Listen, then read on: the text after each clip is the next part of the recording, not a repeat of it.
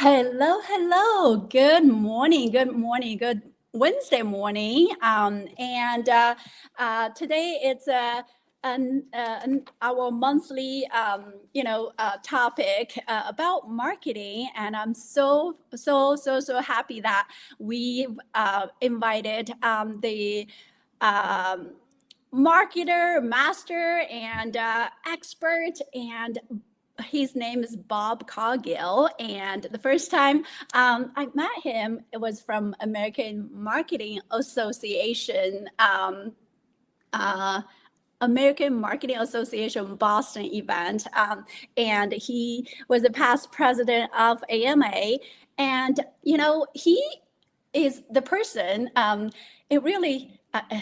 How we interacted, it really stayed with me because he's the one that always asks, how can I help you? He's a person that building the community, and he's a person that helping others, showing up and be their best. And his favorite statement is, here we go, Bob. You are a rock star. Yes, you are the rock star. We've got the rock star of rock star here. And if you don't know, Bob has been in the industry in marketing for over 40 years. Correct me if I'm wrong, 40 right? plus years, believe it or 40. not. And hopefully I don't look like I've been in the business that long. Oh, not at all. But yeah, he has been in the industry for over 40 years, started in direct marketing and all the way to digital marketing, and now today AI. And that's why it is so important to have this conversation. I'm so happy that Bob joined us, and thank you for joining us. And let's dive in. And we have, I'm sure our audience, we have about 86 people who registered event. This event will be recorded later on. Even if you aren't able to go on live later, you will have notification to listen to this episode. It will be also recorded to be posted on the BC and Be Remembered podcast. Be sure to find that. Apple or Amazon or Spotify. And let's dive in and let's give Bob a round of applause right here. Yeah, welcome, Bob. How are you Thank you, doing Sue. today? Thank you. I'm delighted to be here. I appreciate you having me as your guest today. Awesome. I'm excited. And we were just having, I know you just had your road show just a month ago, Bob's marketing roadshow. That was fantastic. We get to hear, keynote speaker from Jeff Taylor, the Yeah. founder of Monster.com. I am still learning how to eat banana, peel that banana right way.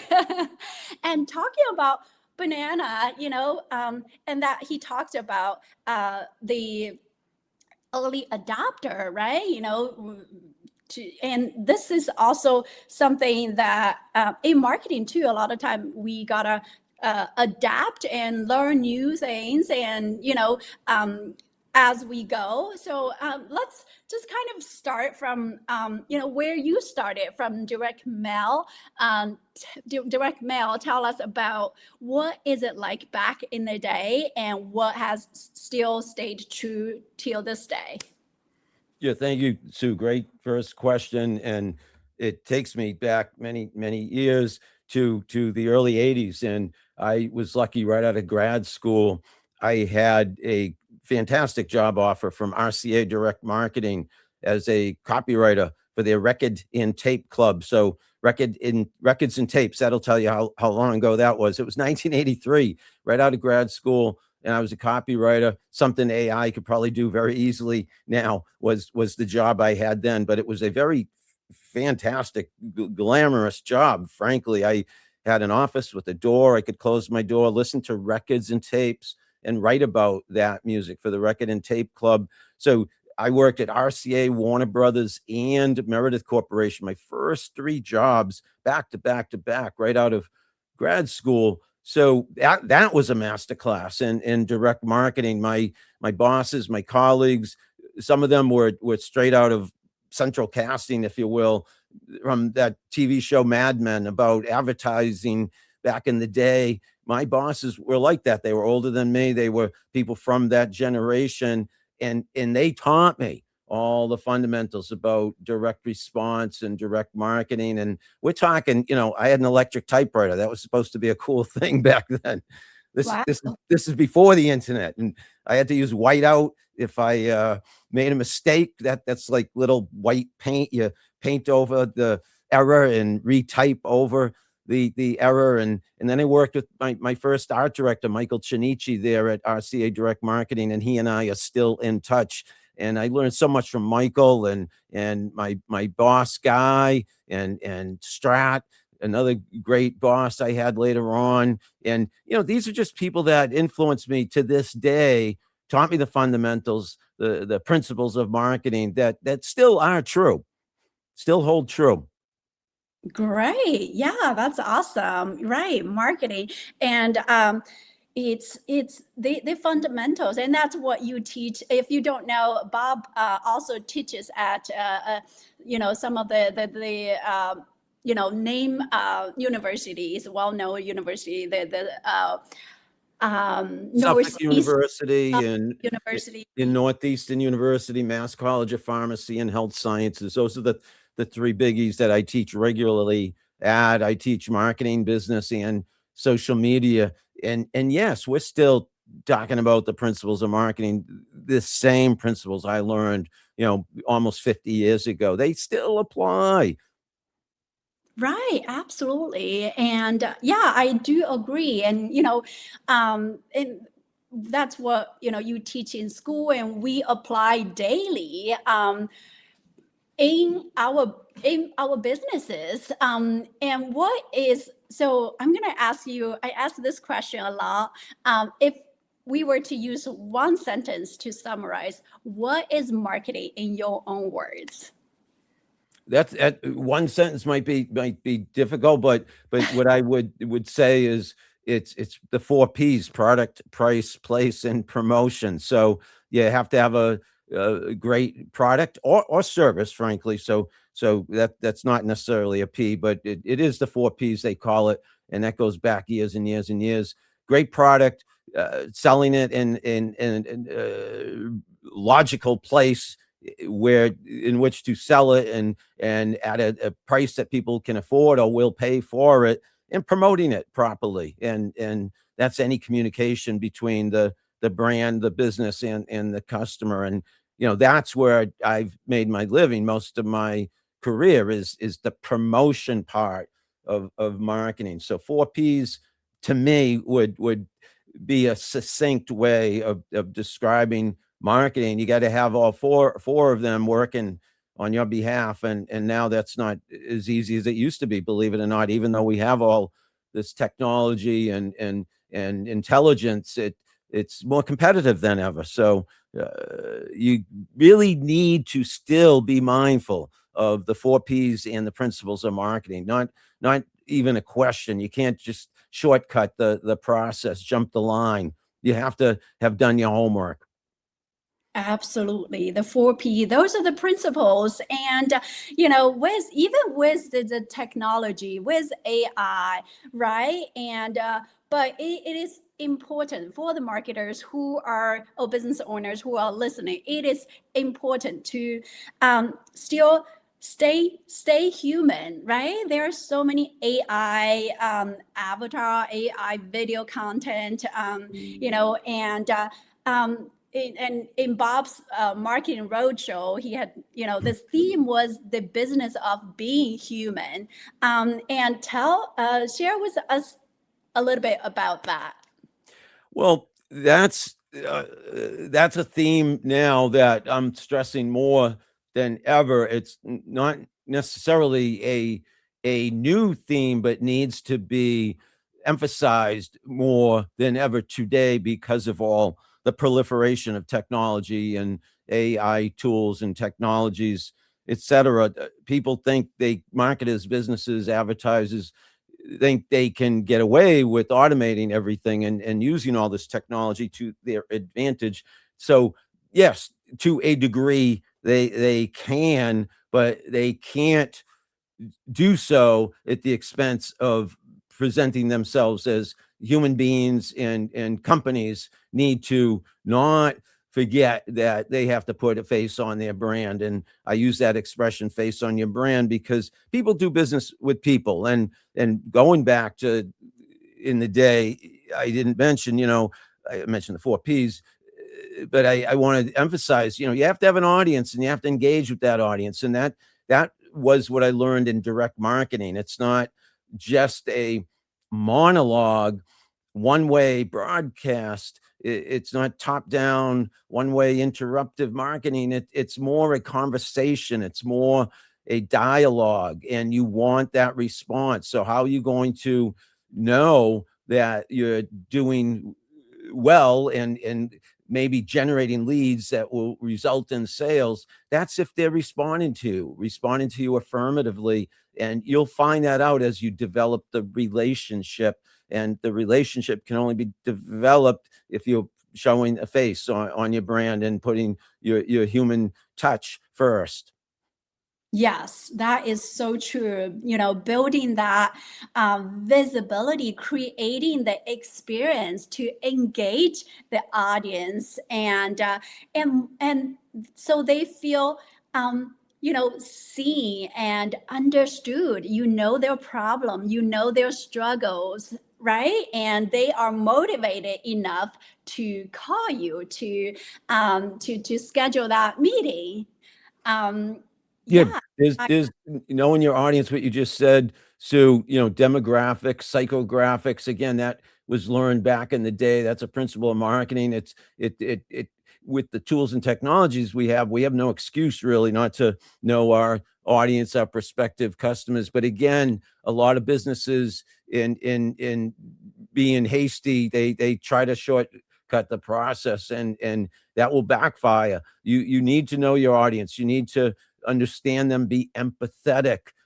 So people skills are very important with regard to marketers, and especially those like myself who are doing the promotion. Because when you promote products and services, that means you're reaching out. It really means you're interacting with customers and prospective customers, and in interacting, you're building relationships. And so you had better have walked in the shoes of your customers and know all about them. And when I said psychographics, that's how they think. That means, what buttons can you press, hypothetically speaking, that will incent, motivate, impel, whatever word you want to use for the idea of stimulating action, if action in the affirmative on your behalf, that will lead to sales and more revenue. That is so true. I so agree with that. And that's how when we help our client. I'm in promotions too. Yeah. For magic promotions, a lot of time, it's not just a generic gift. There is a lot of thought put into it to create that campaign, to create that thoughtful gift or creative gift. It's not just any gift. It's not, I get asked a lot, what's the cheapest, what my competitors are doing, or what the big brands are doing. But it is not the cheapest that gets your attention. Also, not the most expensive one. It is the intention behind it. And, to help connect audience with your brand, help them understand what you do, and what problem you solve. And like you said, they feel they are motivated to reach out and to connect, and it's building that relationship, Yes. creating the experience, and building the trust. From day one, little by little. Whether it's and you mentioned earlier the service part, which is another piece that underestimated. You think putting all the ads in market and you have the customer, but if you are not providing the service they are expecting, they are going to go away. Maybe it's just one time, but if you have a relationship built, and they will stay with you, they'll be ambassador for the brand, they'll be referral partners, and long after what they bought, or what the first time they worked with you, they will be a long time customer. And this is something that I value a lot, coming from the hospitality industry. My background is hospitality. I have a master's degree in hospitality management, and worked at Hilton, worked at private club. And that piece truly is what has helped me build the team and the philosophy behind how we run Magic Promotions. I would say creativity meets hospitality. That's where the magic happens. Yeah, So and you're a great representative, a great example of putting a face on a brand, and in that your brand is the products, the promotional products that you have available to your customers and clients, but it's you, Sue, as the human being, and so friendly and so outgoing and so supportive and always with a smile on your face. And that's how you, as Dale Carnegie would say, that's how you win friends and influence people. And that makes a huge difference. So there might be a lot of competition that you have, or a lot of competition that I have. There always is competition, but how we separate ourselves from that competition is putting that face on our brand, and that friendly face, and that supportive face, that helpful face, if you will. I thank you for recognizing it. I actually have a art piece right there. It says, "A smile is the prettiest clothes you can wear," Love and that. Love that. that's it, right? Bringing, I mean, everybody, we all have our up and downs, our life, before we come to work. And my I think I have a purpose. My purpose is to bring a smile to their day. And we were talking about disc personality, right? My is S, which is the people pleaser, or peacemaker. I want everybody to be happy around me, whatever I can do. And I know it's so true for you too. And every time when I meet people, people talk about Bob, and he is a person that thinks about other people all the time and put other people first. For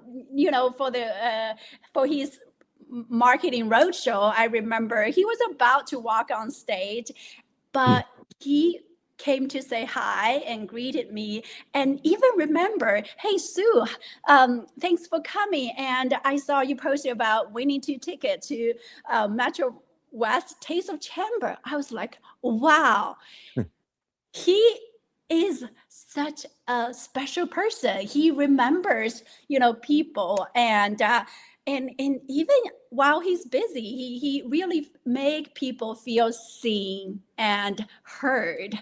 And this is the something special I see from Bob. And he has so many great things that everybody talks about. And talk about smile, talk about personal branding. I see you with yellow glasses all the time, and and curious. And you also, I see you when each time when we are at the American Marketing Association event, and you will have that selfie stick, and taking picture of the whole group. And this is something that a lot of people who are maybe afraid of showing up on camera, doing things out of ordinary, being afraid, being judged. Now, I wanted to ask you about it, the personal branding, yellow glasses. Was that from day one? Is that something evolved? And how do you show up without fear and judgment and truly be you?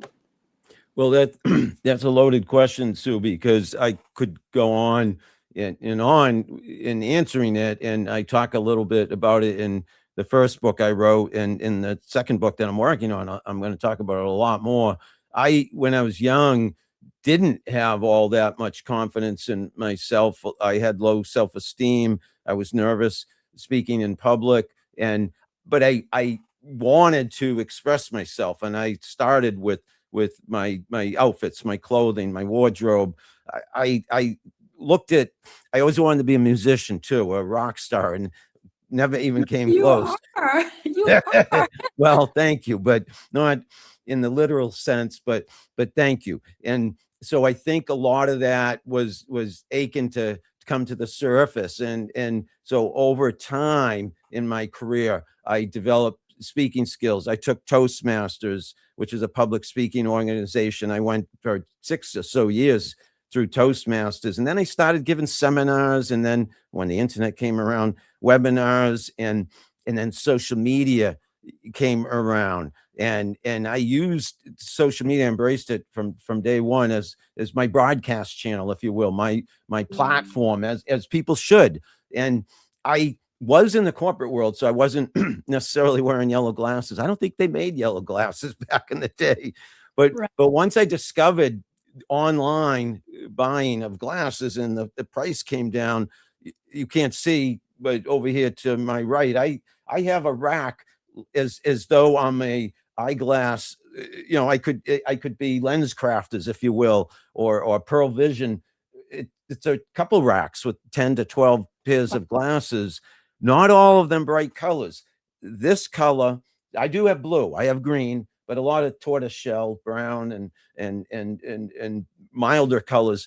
Last summer, I got the yellow glasses, not thinking that they would be so identifiable. I underestimated, because I do things impulsively, and I'm not afraid to call attention to myself, but I had no idea these would become so identifiable. So we've used them, and I say we, my team, in putting together this event, they use them as the brand, and I'm almost afraid not to wear them any nowadays, because I'm afraid I'll be invisible without them. No, people, I'll just blend in. And the older I get, I don't want to just blend in. I teach marketing, I teach social media, I teach business, and I tell my students, if you have to become visible to a degree to become successful, and being more visible has helped my career immensely. So whether it's the yellow glasses or what have you, I think standing out does help. Yes, I so agree. And that's such a great example of your own personal branding, being seen and be remembered rather than blending in just like everybody else, right? And, building a brand, we want to be intentional. We want to be seen and be remembered. And, I can so relate to what you just said, being nervous and not having, back in the day, right, we don't have I always say confidence. Mm, It's built over time. I was the same way, when I started my business, going from corporate world to as to the business owner, and running my business, wearing many hats, and I didn't know all that what I was doing. Kind of wanted to, just like everybody else, want to blend in, and afraid to show up as me. And the minute, I mean, I've tried so hard, it didn't work. It didn't work. But the minute I realized it is, when I realized to embrace my own uniqueness and be just be me and be authentic me and being vulnerable, everything has changed. I Yeah. stopped chasing clients. They come to me because they find my story interesting, relatable, and I am a vulnerable person just like, you know, them.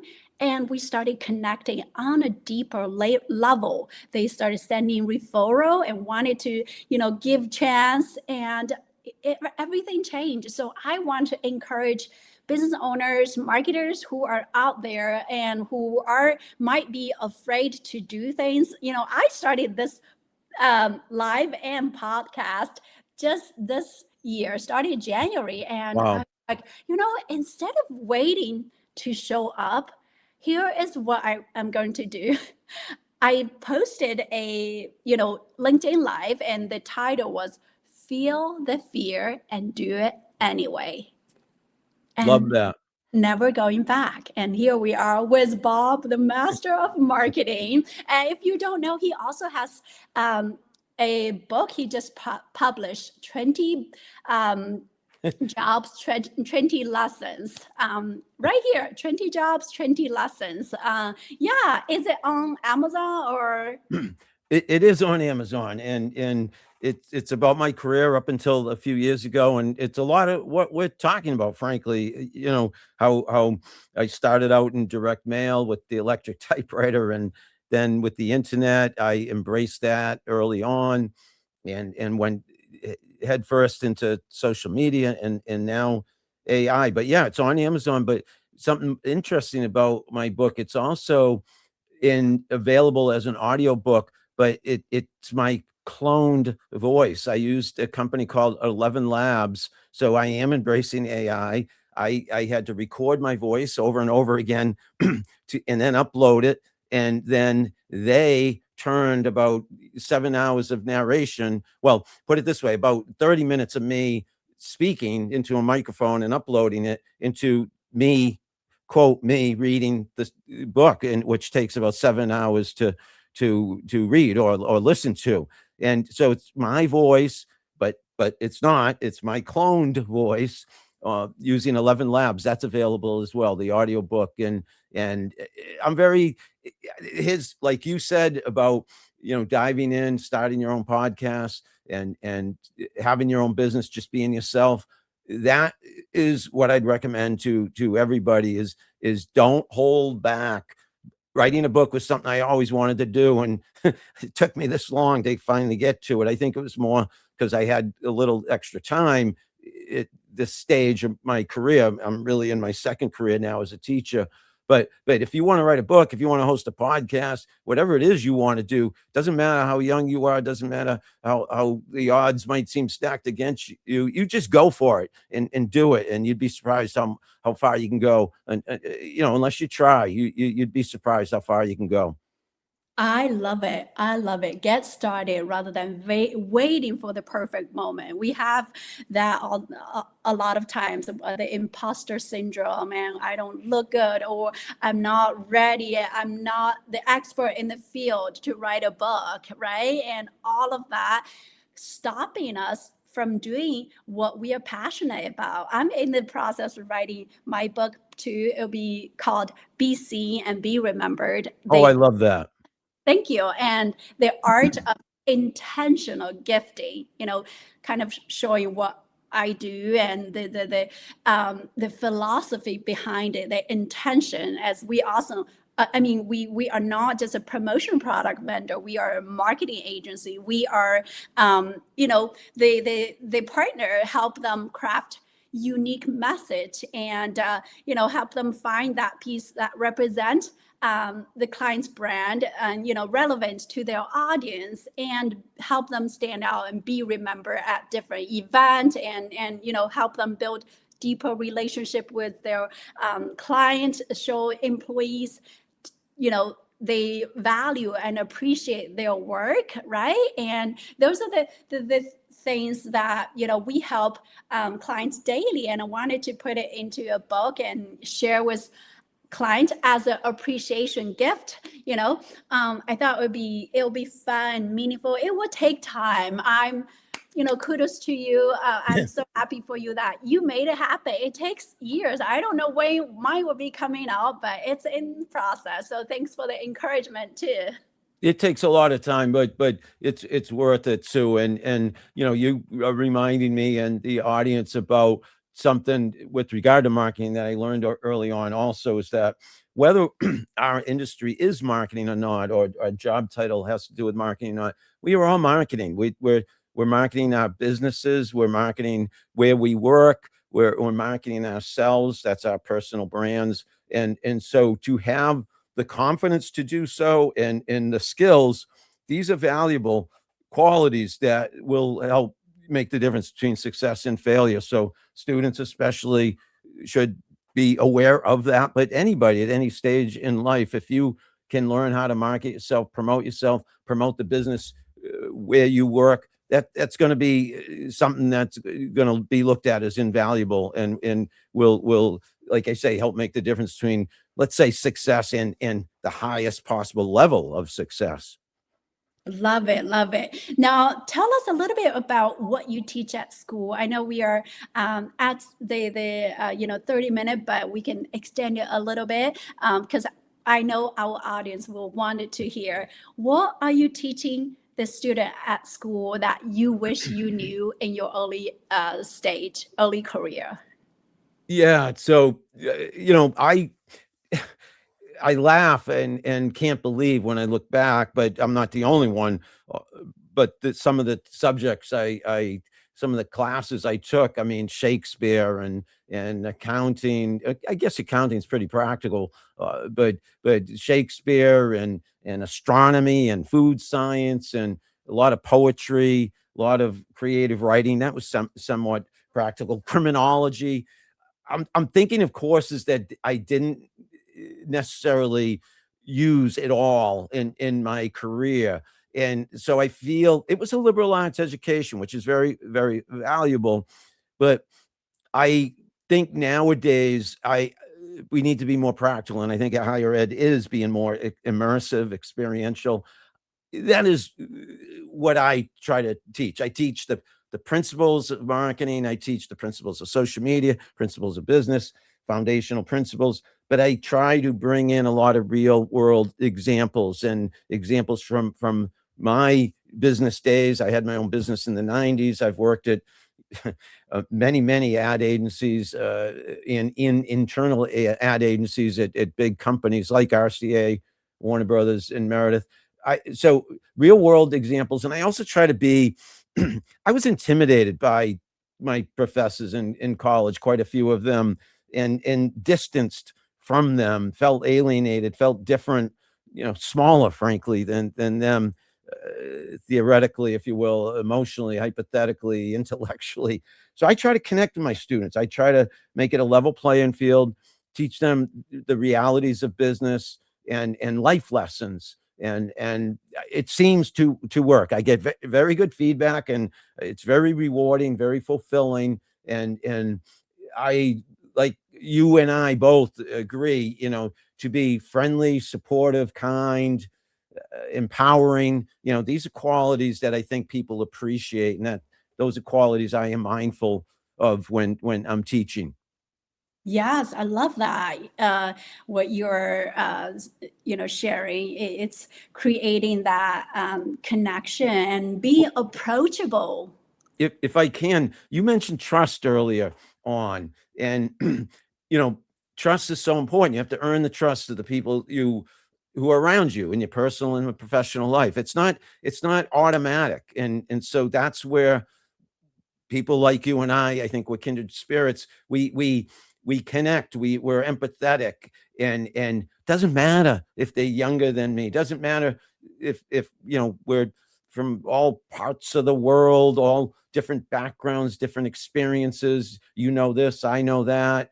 You dress this way, I dress that way. We're all one, and you have to walk in the people's shoes around you, who you are doing business with, who you are teaching, who you are friends with, so you understand and then can be like this, and then you earn their trust, and then they're going to be more likely to listen to you and follow you and learn from you. That I just wanted to throw that out there.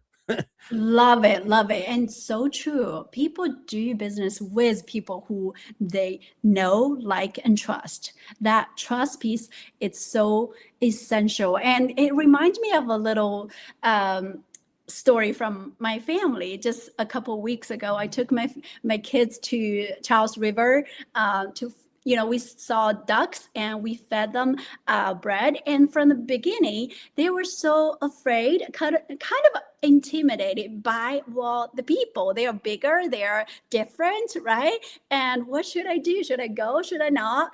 And but my son just kind of gave them pieces, small pieces, and he also sat on the grass and makes it more approachable. And little by little, well, they came back to eat, not only to eat the food on the ground, but also were able to pick food from his hand. This is trust. This is Yeah. marketing 101 right there. There you go. And you are correct. That's a great analogy, great storytelling, which is huge in marketing, huge in life, meaning you gave me a great word picture and a great analogy for, like you said, marketing. It's nurturing, it's supporting, it's reaching out, it's listening, and you create that relationship. And then, the sky's the limit. No pun intended. We were talking about birds. The sky's the limit. Yes, that is so true. Once we let the fear go and just, you know, um, truly be ourselves, right? And we are all different. I've come to the stage that you know, I don't, not that I don't care what people say, but I'm not afraid of judgment, because there is a saying, for people who love you, they'll always love you. For the one who don't, no matter how much